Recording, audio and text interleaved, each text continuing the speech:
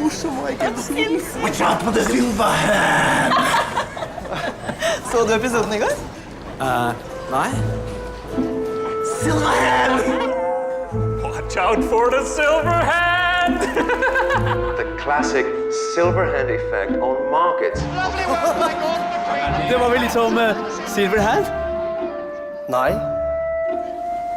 Mamma, jeg fikk den! Jeg fikk the silver hand! Mister, do you want the silver hand? The silver... No. Just do the silver hand thing! But I don't know what the Silverhand is. Ja.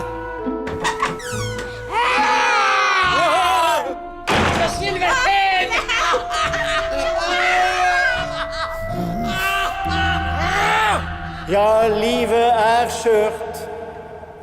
Og det får meg til å tenke på The Silver Hand